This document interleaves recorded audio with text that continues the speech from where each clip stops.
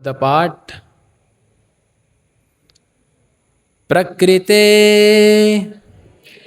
क्रियमाणानि गुणे कर्माणि सर्वशः अहंकार विमूढ़ आत्मा कर्ता अहम इति मन्यते। प्रकृते क्रियमाणानि गुणे कर्माणि सर्वशः अहंकार विमूढ़ात्मा कर्ताहम् इति मन्यते। प्रकृते क्रियमाणानि गुणे कर्माणि सर्वशः अहंकार विमूढ़ात्मा कर्ताहम् इति मन्यते। प्रकृते क्रियमाणानि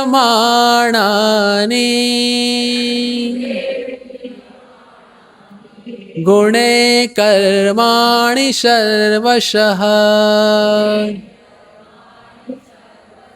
अहंकार विमूढ़ात्मा कर्ताहम् इति मन्यते।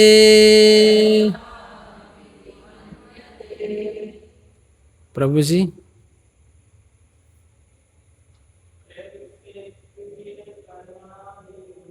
प्रकृते क्रियमाणानि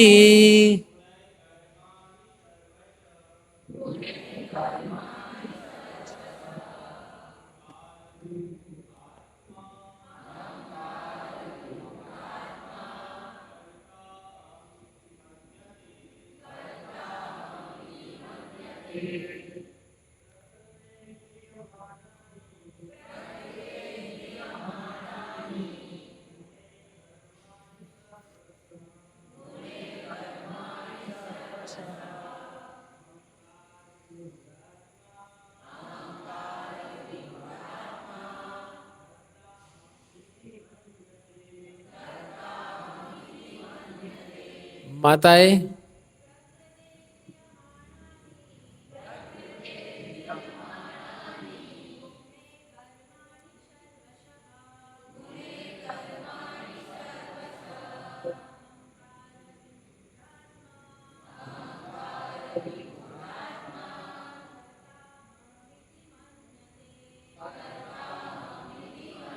शब्द सार अनुवाद एवं तात्पर्य। कृष्ण कृपा मूर्ति अभय चरणारविंद भक्ति वेदांत स्वामी श्रील प्रभुपाद के द्वारा इस्कॉन के संस्थापक आचार्य प्रकृते प्रकृति का क्रियमाणानि किए जाकर गुणे गुणों के द्वारा कर्माणि कर्म सर्वशः सभी प्रकार के अहंकार विमूढ़ अहंकार से मोहित आत्मा आत्मा कर्ता करने वाला अहम मैं हूँ इति इस प्रकार मन्यते सोचता है। अनुवाद एवं तात्पर्य। सभी से विनती है, आंख कान दोनों खुले रखकर सुनिए, केवल सुनिए।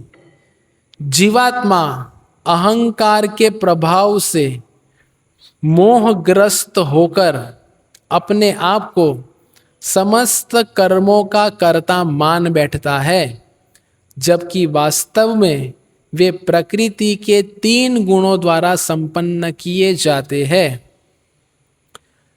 तात्पर्य, 2 व्यक्ति जिनमें से एक कृष्ण भावना भावित है और दूसरा भौतिक चेतना वाला है, समान स्तर पर कार्य करते हुए समान पद पर प्रतीत हो सकते हैं, किंतु उनके पदों में आकाश पाताल का अंतर रहता है। भौतिक चेतना वाला व्यक्ति अहंकार के कारण आश्वस्त रहता है कि वही सभी वस्तुओं का कर्ता है। वह यह नहीं जानता कि शरीर की रचना प्रकृति द्वारा हुई है, जो परमेश्वर की अध्यक्षता में कार्य करती है। भौतिकवादी व्यक्ति यह नहीं जानता कि अंततो गत्वा वह कृष्ण के अधीन है। अहंकारवश ऐसा व्यक्ति हर कार्य को स्वतंत्र रूप से करने का श्रेय लेना चाहता है, और यही है उसके अज्ञान का लक्षण। उसे यह ज्ञात नहीं है कि उसके इस स्थूल तथा सूक्ष्म शरीर की रचना प्रकृति द्वारा भगवान की अध्यक्षता में की गई है। अतः उसके सारे शारीरिक तथा मानसिक कार्य कृष्ण भावनामृत में रहकर कृष्ण की सेवा में तत्पर होने चाहिए। अज्ञान व्यक्ति यह भूल जाता है कि भगवान ऋषिकेश कहलाते हैं, अर्थात वे शरीर की इंद्रियों के स्वामी हैं। इंद्रिय तृप्ति के लिए इंद्रियों का निरंतर उपयोग करते रहने से वह अहंकार के कारण वस्तुतः मोहग्रस्त रहता है, जिससे वह कृष्ण के साथ अपने शाश्वत संबंध को भूल जाता है। ओम अज्ञानतिमिरन्धस्य ज्ञानाञ्जनशलाकया चक्षुरुन्मीलितं येन तस्मै श्रीगुरुवे नमः। श्रीचैतन्यमनोभीष्टं स्थापितं येन भूतले स्वयं रूप कदा मह्यं ददाति स्वपदान्तिकं। वन्देऽहं श्रीगुरौ श्रीयुतपदकमलं श्रीगुरून् वैष्णवांश्च। श्रीरूपं साग्रजातं सहगण रघुनाथान्वितं त्वं सजीवं साद्वैतं सावधूतं परिजनासहितं कृष्णचैतन्यदेवं श्रीराधा कृष्णपदान् सहगण ललिता श्रीविशाखान्वितांश्च। जय श्री कृष्ण चैतन्य प्रभु नित्यानंद श्री अद्वैत गदाधर श्रीवासदि गौर भक्त वृंद। हरे कृष्ण कृष्ण कृष्ण हरे हरे, हरे राम राम राम हरे हरे। हरे कृष्ण कृष्ण कृष्ण हरे हरे, हरे राम राम राम हरे हरे। हरे कृष्ण कृष्ण कृष्ण हरे हरे, हरे राम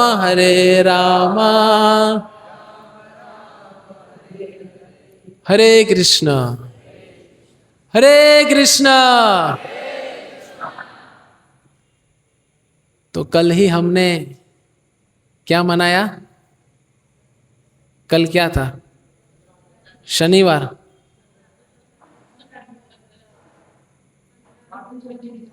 स्वातंत्र दिन था, 15 अगस्त।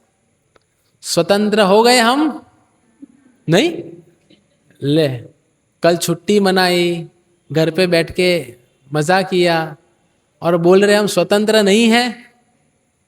नहीं है स्वतंत्र। कैसे नहीं है, कौन बताएगा?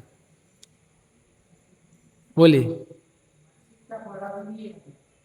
मानसिकता बदली नहीं। हाँ, सपन जी।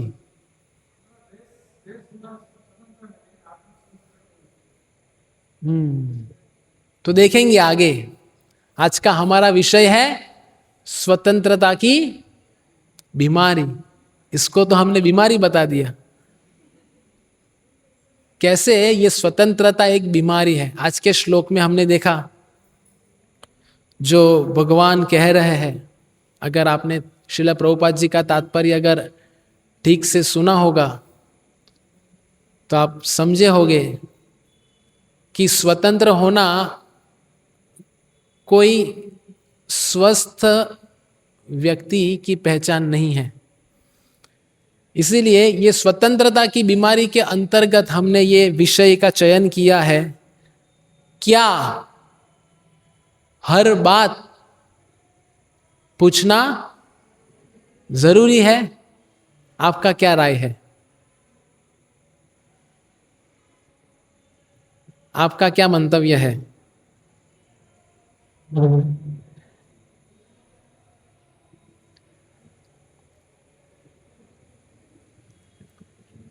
तो आधुनिक समाज, हम आधुनिक समाज में रह रहे सब लोग। तो आधुनिक समाज का भ्रम क्या है? आधुनिक समाज हमें यह सिखाता है अकेले चलो। आत्मनिर्भर भारत, सुना है आपने ये शब्द? तो लोग समझते हैं कि हमें भी आत्मनिर्भर चाहिए। मैं किसी के ऊपर निर्भर नहीं रहूंगा। मैं कमाऊंगा, मैं खाऊंगा, मैं किसको क्यों दूं। जब हम पुस्तक वितरण के लिए जाते हैं, अलग अलग त्योहारों में दान इकट्ठा करने जाते हैं, तो लोगों का ऐसा प्रतिक्रिया होती है। क्या प्रतिक्रिया होती है? कि मेरी मेहनत की कमाई है। तो स्वतंत्र बनो या अकेला चलो, यह कलयुग और माया का विचार है जो आध्यात्मिक प्रगति को रोकता है। तो हम सब जो भगवत गीता के दूसरे अध्याय में सीखे, आशा रखता हूं सीखे होंगे कि हम ये शरीर नहीं, हम ये आत्मा है। ये बोलना बहुत सरल है, लेकिन पालन करना उससे भी अधिक कठिन है। तो जीव का वास्तविक स्वभाव स्वतंत्र होना नहीं है, बल्कि हमारा स्वभाव भगवान और उनके भक्तों पर निर्भर होना है। ये हमारी वैदिक सभ्यता है। एक बार हम भगवान के ऊपर तो निर्भर रहना समझ सकते हैं, लेकिन भक्तों के ऊपर निर्भर रहना ये मत बोलिए। क्योंकि भक्त होके ऐसा करते हैं। ऐसा इधर बैठे हुए हरेक के मन में ये प्रश्न कभी ना कभी जीवन में आया ही होगा कि इतने वर्ष से दीक्षित भक्त है, 10 वर्ष, 12 वर्ष, 20 वर्ष शुरुआत से इस्कॉन नवसारी में है, इस्कॉन संस्था से जुड़े हैं, फिर भी ऐसे यथारूप।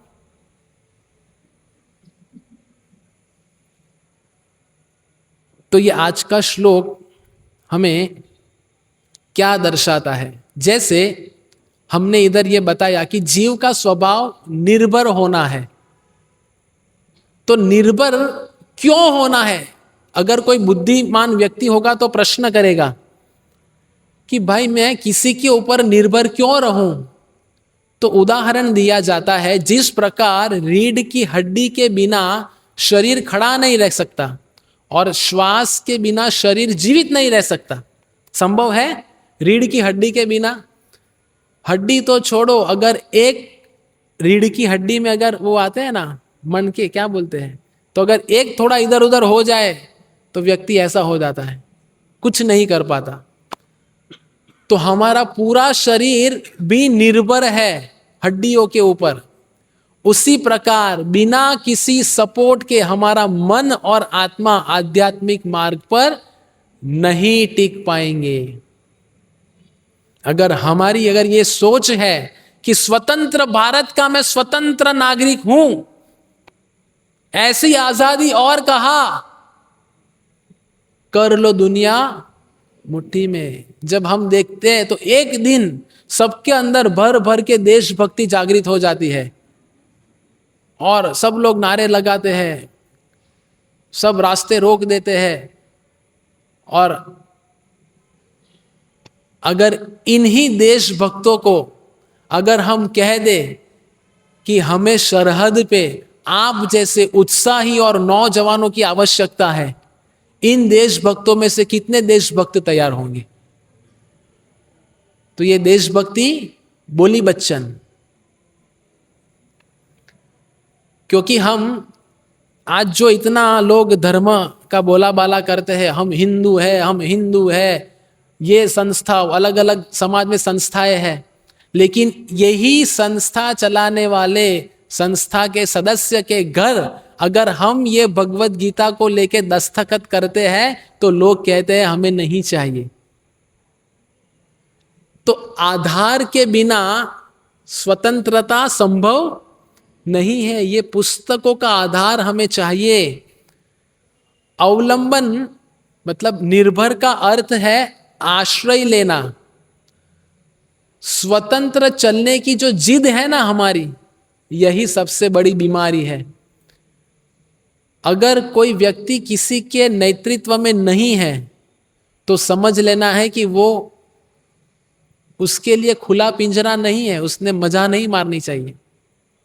इसमें आनंद लेने वाली कोई बात नहीं है, बल्कि अफसोस की बात है कि मेरे ऊपर कोई नहीं है। क्योंकि आज कलयुग के अंतर्गत हम सब बोल रहा हूं मैं, मतलब इसमें मैं भी आ गया हूं। हम सबकी मानसिकता ऐसे है कि मैं क्यों ये पर्टिकुलर व्यक्ति के अंदर में रह के भक्ति करूं। तो फिर किसके अंदर में रहना है? हमें सपोर्ट किसका चाहिए? हम इधर हमारे दूरध्वनि यंत्र के सपोर्ट की बात नहीं कर रहे। दूरध्वनि यंत्र समझते क्या? दूरध्वनि यंत्र मतलब क्या? मोबाइल। हम आजकल सपोर्ट किसका लेते हैं? Snapchat, Instagram, Facebook, Hotstar premium, Amazon prime premium इत्यादि इत्यादि। मैं तो कई बातें मैं जानता भी नहीं। तो हमारी असली परीक्षा तब होती है जब हम वैष्णवों के संग से अलग होके हमारे अपने अपने घरों में रह के हम क्या कर रहे हैं, वो हमारी असली परीक्षा है।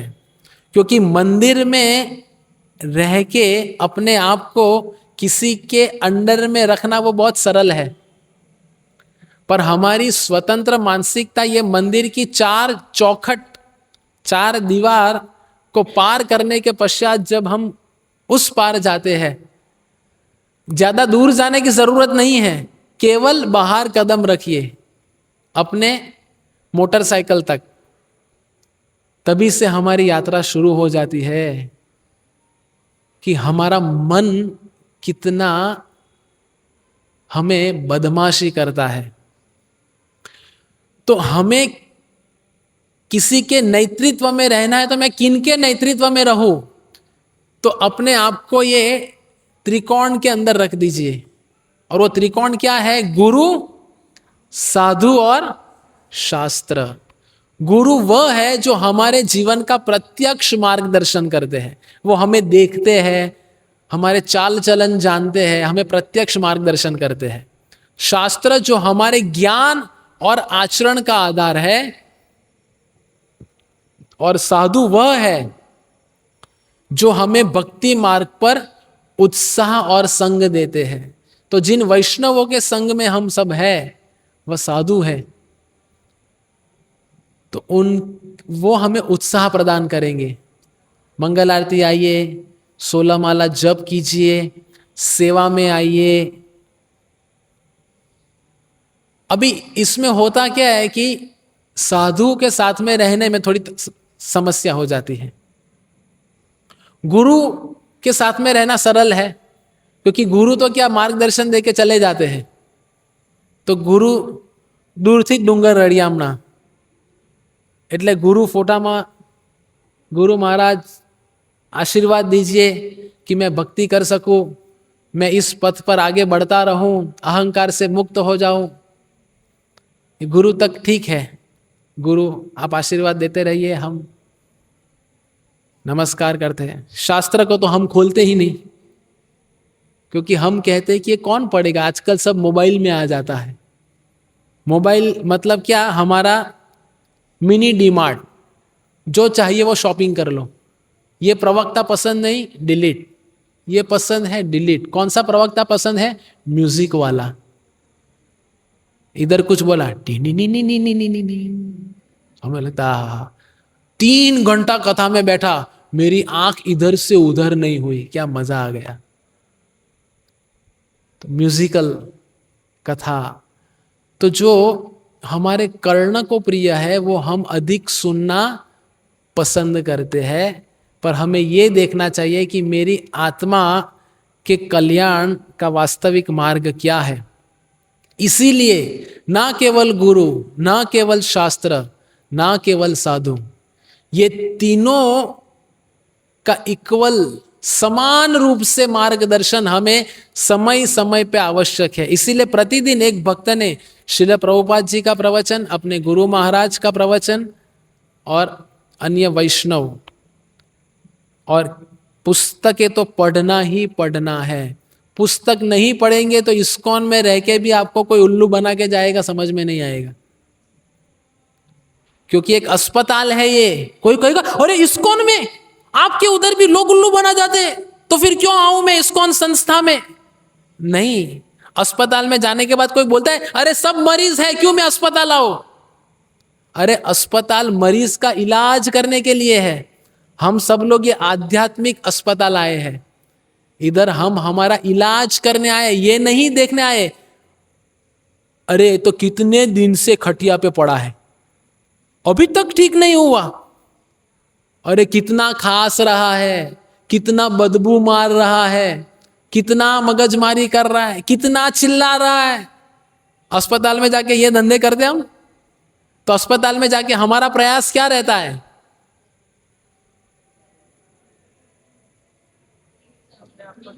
अपने आप को ठीक करो और निकलो बाहर। ये हम आध्यात्मिक संस्था या आध्यात्मिक अस्पताल में आए हैं। सब प्रकार के मरीज मिलेंगे हमें। हमें क्या करना है? गुरु साधु शास्त्र में अपने आप को रख के जल्द से जल्द हमारा बचाव करना है। तो ये हमारी बीमारी से बचने के लिए हमें गुरु साधु और शास्त्र, इन तीनों के मार्गदर्शन की बहुत आवश्यकता है। तो आज का जो हमने ये श्लोक लिया उसका निचोड़ क्या है? मैं स्वतंत्र हूं, मैं अपनी आइडिया से सब कर दूंगा। यही इंडिपेंडेंट मेंटालिटी हमारे पतन का मुख्य कारण है। कई बार हमारा द्वंद्व क्या होता है? हम हमारी सेवा को भक्ति मान बैठते हैं।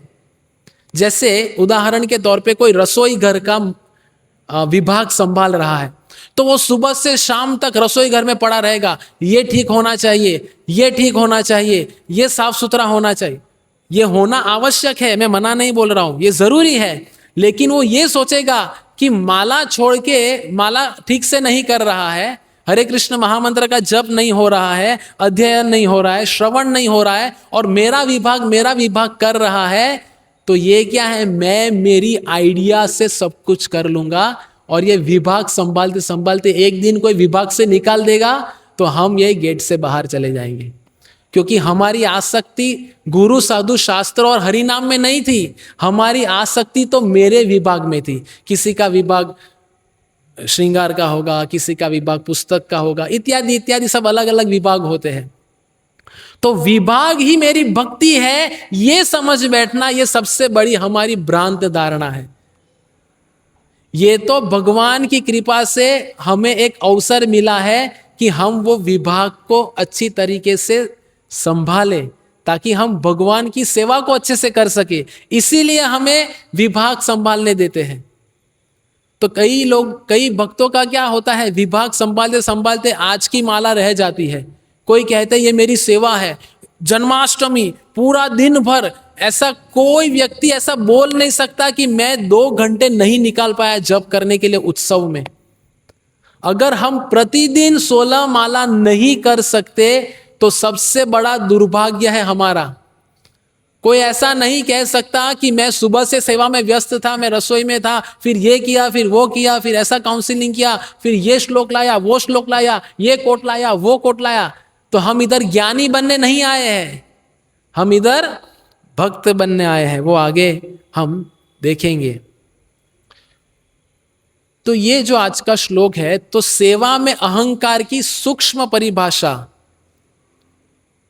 अहंकार का अर्थ केवल क्रोध या अकड़ कर चलना नहीं होता। कई बार लोगों को लगता है अरे कितना क्रोधी है, मतलब ये अहंकारी है, और ये कितना टाइट रहता है, कितना अकड़ के चलता है, कितना खुन्नस में रहता है। ऐसा मुंह को देख के लगता है कि सुबह से किसी ने हरे कृष्णा नहीं किया, और जब मैं जाता हूं तो एक स्माइल नहीं देता, कितना अहंकारी है। ऐसा सुना हमने वैष्णव समाज, हमें लगता है यही अहंकार है। नहीं, अहंकार क्या है, देखो, हमारा एक विचार धारणा है और हम एक शैली से, हमारे विचार से कार्य करते हैं ना, उसको हमने क्रॉस मारा हुआ है, कैंसल। ये अहंकार है। मैं स्वतंत्र रूप से सोच सकता हूं, मैं बिना किसी वरिष्ठ भक्त से पूछे मेरी आइडिया से सेवा करूंगा। तो कई बार क्या होता है, हमें लगता है कि मेरा विभाग, मुद्दा तो वही आया ना, मेरा विभाग में कैसे भी करूं, आप कौन होते हैं बोलने वाले।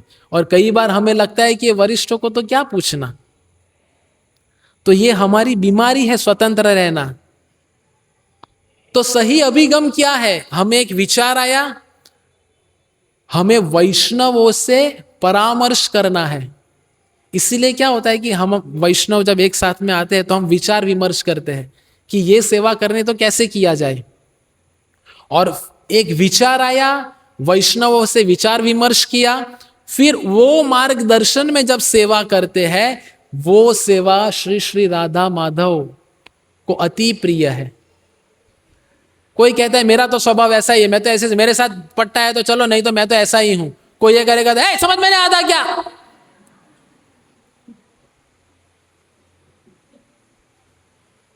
ये थोड़ी नींद उड़ाने के लिए आपकी। तो सत्य क्या है, भगवान को अहंकारी व्यक्ति की सेवा स्वीकार नहीं होती। सेवा हमेशा टीम वर्क और वैष्णवों के मार्गदर्शन में होनी चाहिए। Team work. तो जब हम सबके साथ में रहेंगे तो हम वास्तविक सेवा कर पाएंगे। तो इधर जो मैंने कहा कि हम कोई ज्ञानी बनने नहीं आए हैं, तो ज्ञानी और योगी की परिभाषा क्या है, तो वो तो पता होना चाहिए ना कि हम कौन सी श्रेणी में आते हैं। तो ज्ञानी और योगी यह सोचते हैं कि मैं अपनी शक्ति और बल पर निर्भर रह के कार्य करूंगा और स्वतंत्र रूप से मैं कोई भी सेवा में सफलता प्राप्त करने का प्रयत्न करूंगा। ये जो है वो कब आएगा, ये हमारा मनोभाव कब विकसित होता है, जब हम प्रभुपाद की किताबों का अध्ययन नहीं कर रहे हैं, जब हम ठीक ठीक से भक्ति नहीं कर रहे हैं, हम केवल सेवा कर रहे हैं, तो केवल सेवा करते रहेंगे तो ये भाव आने की बड़ी संभावना है। और दूसरा, इसका विपरीत क्या है, कोई केवल शास्त्र पढ़ रहा है, पूरा कंठस्थ हो गया, गीता, भागवत, चैतन्य चरितामृत, किसी ने अगर कुछ प्रश्न किया तो इधर से कोटेशन लाएंगे, इधर से लाएंगे, उधर से लाएंगे, सब जगह से तुरंत उसका खंडन कर देंगे। लेकिन अगर सेवा में हाथ नहीं बता रहे हैं, सेवा में हमारा हाथ नहीं बट रहा है,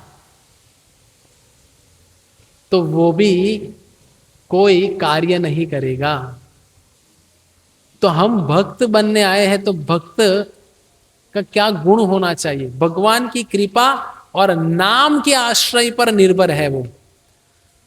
और जब व्यक्ति, जैसे हम, सही अभिगम क्या है, जब हम सुबह जप करते हैं हरे कृष्ण कृष्ण कृष्ण हरे हरे, हरे राम राम राम हरे हरे, तो हम प्रयत्न क्या करते हैं, मेरा मन नियंत्रण में आ जाए, मेरा मन नियंत्रण में आ जाए, ए मेरा मन भाग रहा है, ए मन इधर आ, ए मन इधर आ। इससे मन नियंत्रण में नहीं आएगा। अधिकांश हम यही गलती कर बैठते हैं, हम स्वयं प्रयत्न करते हैं मन को नियंत्रित करने का, ये नहीं होगा। हमें क्या करना पड़ेगा, भगवान से जप करने से पहले प्रार्थना करनी पड़ेगी कि हे भगवान, मेरा मन बहुत चंचल है, ये मेरा मन ही मेरे दुख का कारण है, कृपा करके ये मेरे मन को वश करने में आप मुझे सहायता कीजिए। और हमें वृंदावन में प्रसादम हॉल में, प्रसादम कक्ष में बहुत सुंदर एक वाक्य, मैं आज से कई वर्ष पूर्व गया था, वो अभी भी दिमाग में है। कृष्ण भगवान के चरणों को कस कर पकड़ लो, आपका पतन कभी नहीं होगा। हम बाकी सब पकड़ लेते हैं संस्था में, सिवाय भगवान के चरणों के। हम देखते हैं ऊपर क्या लगाया है, कौन से पुष्प लगाए हैं, कौन सा श्रृंगार किया है, लेकिन चरणों में तुलसी लगाई कि नहीं लगाई वही देखना भूल जाते हैं। और कई बार पुजारी भी लगाना भूल जाते हैं। पुजारी सब कुछ कर देते हैं, पूरा अप टू डेट हो जाता है, और इतना अप टू डेट करने में शंख बजाने का समय हो जाता है, शंख बजा देते हैं, दर्शन खुल जाते हैं, कोई फायदा नहीं। क्योंकि भगवान को प्रिय है तुलसी। तो हमें भगवान से प्रार्थना करनी है कि हे भगवान, मेरे मन को नियंत्रित कीजिए आप, और फिर हरि नाम जप कीजिए। केवल और केवल भगवान की कृपा से ही हम ये कर पाएंगे, अन्यथा नहीं।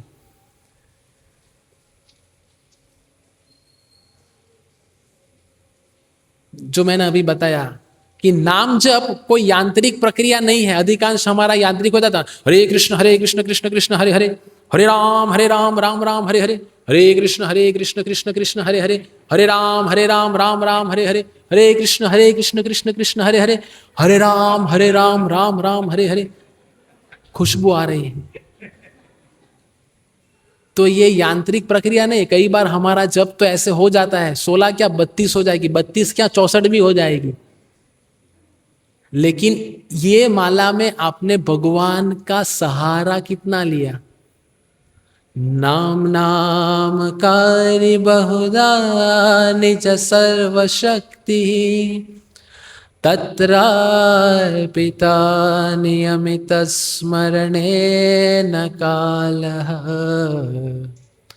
एतादृशी तव कृपा भगवन् ममापि, दुर्दैवमिदृशं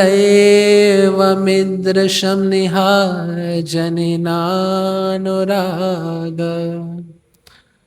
तृणादपि सुनीचेन तरोरपि सहिष्णुना, अमानेन मानदेन कीर्तनीय सदा हरि। हे कृष्ण, मेरे मन को नियंत्रित करने की शक्ति या बुद्धि मुझ में नहीं है।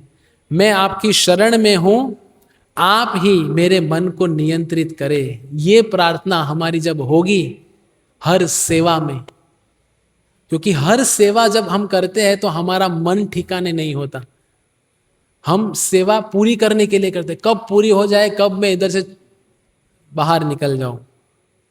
बिना भावनाओं के हम भगवान का सपोर्ट नहीं ले सकते। भावनाओं के बिना जप करना केवल अपनी शक्ति पे निर्भर रहने के समान है।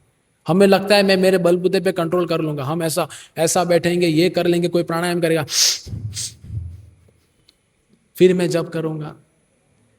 तो विचार करना पड़ेगा। वैष्णव समाज में पूछने का आभूषण, जो हमने, हमारा चर्चा का विषय है ना ये, कि हर चीज पूछना जरूरी है। हाँ, मन में एक विचार आया, वो विचार आने के पश्चात परामर्श लीजिए। परामर्श लेने के पश्चात वैष्णवों के आशीर्वाद और सुझावों से विचार का शुद्ध होता है। जब वैष्णवों के आशीर्वाद प्राप्त होते हैं ना, जब गुरु कुछ आदेश देते हैं तो आदेश के साथ कृपा और शक्ति आती है। जैसे श्रील प्रभुपाद जी के जीवन में अगर हम देखें तो कई बार श्रील प्रभुपाद जी जब रेल से यात्रा करते, तो रेल से यात्रा करते करते प्रभुपाद हमेशा वो भारत का नक्शा साथ में रखते कि ये कौन सी जगह है, ये कौन सी जगह है। ये कोई इतिहास जानने के लिए नहीं, नक्शा इसीलिए रखते कि कौन सा क्षेत्र शेष रह गया है जिसमें अभी तक कृष्ण भावनामृत नहीं पहुंची। तो सब उत्साही श्रील प्रभुपाद के शिष्य प्रभुपाद जी को बोलते थे, प्रभुपाद जी ये चंडीगढ़ जगह है जिधर अभी तक कृष्ण भावनामृत नहीं पहुंची। श्रील प्रभुपाद जी उनको कहते, ओ चंडीगढ़, ठीक है, आप अभी अगला गंतव्य चंडीगढ़ आएगा, आप उतर जाइए, चंडीगढ़ में प्रचार शुरू कीजिए। और श्रील प्रभुपाद जी के इतने शरणागत शिष्य, गुरु के आदेश के साथ शक्ति आती है। तव कृपा बले पाए चैतन्य निताय। तो शिष्यगण उतर गए, प्रचार शुरू किया, प्रचार होने लग गया। तो केवल बोलने के लिए नहीं होती। और जब हमारे अंदर कोई विचार आया, हमने परामर्श लिया, वैष्णवों के आशीर्वाद लिया, इनसे होगा क्या? हम अहंकार मुक्त होकर भगवान की प्रसन्नता के लिए सेवा कर पाएंगे। तो दास बिना स्वामी से पूछे कुछ नहीं करता। पूछना हमारी भक्ति का सबसे सुंदर आभूषण है। हम सब अपने आप को दास और दासी कहते हैं ना, वैष्णव दास, वैष्णवी दासी। हम तो कह देते हैं कि मेरा नाम दास दास दास, पर दास का सही अर्थ क्या है? दास मतलब बिना स्वामी, बिना गुरु के पूछे कुछ नहीं करते। तो कई बार क्या होता है, कई लोग को प्रश्न पड़ता है कि मैं जब सेवा करता हूं तो कई बार मेरे वरिष्ठ मौजूद नहीं होते, तो मैं क्या करूं? होता है ऐसा प्रश्न कि हर बार वरिष्ठों से पूछे। तो हमें, हमारे शास्त्र ये कहते हैं कि कई बार हमें हमारे छोटों से भी राय लेनी चाहिए। भले हम उसको अमल में लाए या ना लाए, पर हमें कोई सेवा करनी है तो सब साथ में मिलिए, पूछे कि हम इसके लिए क्या कर सकते हैं। तो कई बार छोटों से राय लेना वो हमारा एक स्वभाव बनाता है कि हम हमेशा नम्र रहे। ऐसा नहीं कि मैं बड़ा हूं या बड़ी हूं तो मैं इनसे क्या पूछूं, ये तो आजकल का आया हुआ है, मैं तो इधर का भीष्म पितामह हूं, कोई मुझे इधर से हिला नहीं सकता, ये मेरा मंदिर है और वो मेरा रसोई घर है, देखता हूं कौन है जो मुझे हिला दे। ऐसी सोच होती है। तो कई बार वरिष्ठ कनिष्ठ, वरिष्ठ को भी कनिष्ठ से सलाह लेनी चाहिए। फिर हमें देखना चाहिए क्या उनकी सलाह स्वीकार्य है, फिर विचार कीजिए, फिर वरिष्ठों से मार्गदर्शन लीजिए, आशीर्वाद प्राप्त कीजिए, फिर सेवा लीजिए। मतलब हुआ तो वही, पर यह पूरी प्रक्रिया में होगा क्या? हम नम्र बनेंगे। तो उपनिषद में से एक वृत्तांत है आरुणि का। आरुणि को गुरुजी ने ऐसा सिखाया था कि गुरुजी के आदेश के बिना कुछ नहीं करना। तो एक बार गुरुजी आरुणि को भोजन का आदेश देना भूल गए। तो आरुणि 1 दिन 2 दिन बिना भोजन किए हुए रहे कि अभी तक मेरे गुरु ने मुझे आदेश नहीं दिया है। तो ये शास्त्र कथा हमें भूखा रहने के लिए नहीं बोल रहे। कल जाके कोई बोलेगा कि हम भूखा रहे, बल्कि ये सिखाते हैं कि गुरु और अधिकारियों के ऊपर हमारी निर्भरता का स्तर कितना गहरा होना चाहिए, हम कितने हद तक गुरु साधु और शास्त्र के ऊपर निर्भर रहना चाहिए, ये बता रहा है। इतनी हद तक निर्भर रहना चाहिए, और जब इतनी हद तक हम निर्भर रहेंगे तभी जाके हमारे अंदर से जो इतने जन्मों से स्वतंत्रता की जो बीमारी है वो दूर होगी। जैसे बहुत सुंदर भजन में वैष्णव ठाकुर लिखते हैं, शक्ति बुद्धिहीना आमी अति दीना कर मोरे आत्मसात। हम प्रवचन के पश्चात गाएंगे ये भजन। हे गुरुदेव, मैं शक्ति और बुद्धि से हीन हूं, मैं अत्यंत दीन हूं, कृपया मुझे अपना बना ले। तो ये केवल अच्छे लिरिक्स में गाने के लिए नहीं है, कर्ण को प्रिय लगे ऐसे सुनने के लिए नहीं है। ये हमारे हर एक वैष्णवों के जो भजन है उसके अर्थ को समझ के हृदय में उतारने के लिए। जब हम हर रोज एक वैष्णव भजन सुनेंगे, उनके अर्थ को समझेंगे, तो मेरी ऐसी हमारा ऐसा प्रयत्न है, जैसे हम इतने हमारे प्रशिक्षण में हमको सिखाया गया, प्रभुपाद के प्रवचन, गुरु महाराज के प्रवचन, भजन, उसका अर्थ, जब इससे अगर हमारे दिन की शुरुआत करेंगे तो बहुत अच्छा हम स्वयं महसूस कर पाएंगे कि मैं मेरी भक्ति में किधर हूं। हमारी चेतना में अवश्य अंतर आता है। जब ये सब कुछ करेंगे तो हमारा जो शत्रु अंदर बैठा है ना, जिनको हमने बहुत पाल के रखा है, हमारा मन, ये विद्रोह करेगा कि हर बात सब क्यों पूछूं मैं। तो इसका परिणाम क्या होगा? यदि हम पूछने की आदत नहीं डालेंगे तो हम माया के फंदों में फंस जाएंगे।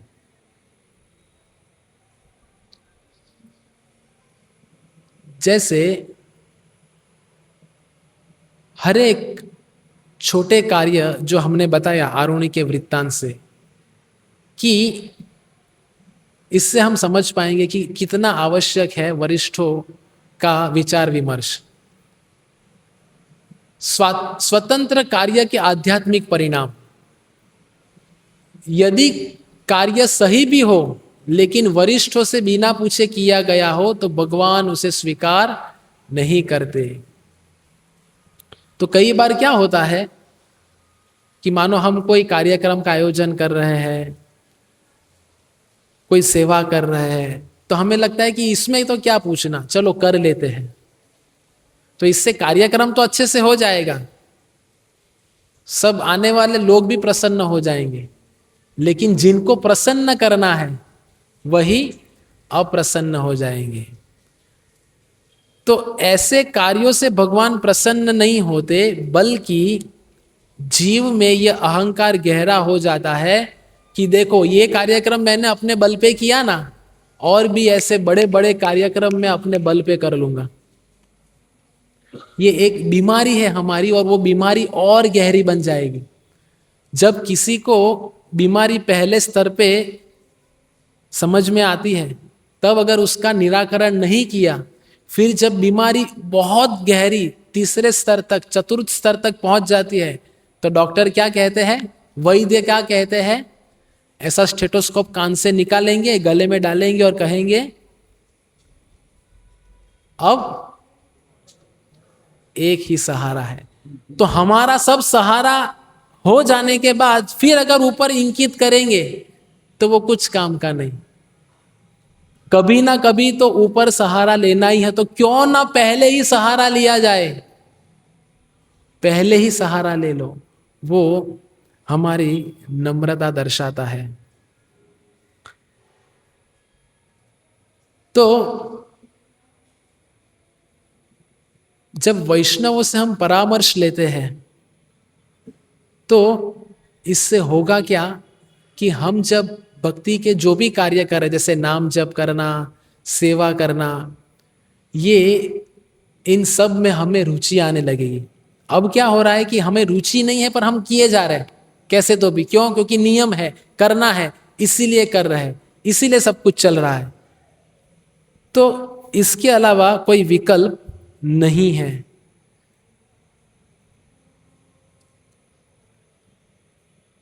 तो अब तक हमने क्या देखा, पूरे प्रवचन का सार क्या है? क्योंकि बहुत कुछ देखा ना, तो सब जब बहुत कुछ देखते हैं तो शुरू में क्या हुआ भूल जाते हैं। तो आज के प्रवचन की शुरुआत हमने श्रीमद् भगवद गीता के श्लोक के आधार पे की। प्रकृति क्रियमाणानि गुणे कर्माणि सर्वशः अहंकार विमूढ़ात्मा कर्ता हमिति मन्यते। जो इतने जन्मों से हम पाल के रखे हैं, जो हमारी बीमारी है, तो वो बीमारी का इलाज करने के लिए हम सब लोग एकत्रित हुए हैं। तो अकेले चलने की प्रवृत्ति माया है, वैष्णवों के साथ मिलकर और पूछ कर चलना ही भक्ति है। अहंकार का अर्थ केवल अकड़ना नहीं, और बिना पूछे स्वतंत्र निर्णय ले लेना, ये वास्तविक अहंकार है। और जब का हमने देखा, केवल ये यांत्रिक प्रक्रिया नहीं है कि बस मेरा ये माला पूर्ण हो गया, क्योंकि कई बार अंदर की माला से ज्यादा ध्यान बाहर की माला पे रहता है। कितना हुआ और अंदर का रह जाता है। तो छोटों बड़ों से परामर्श की आदत रखना, ये हमारा नम्रता दर्शाता है।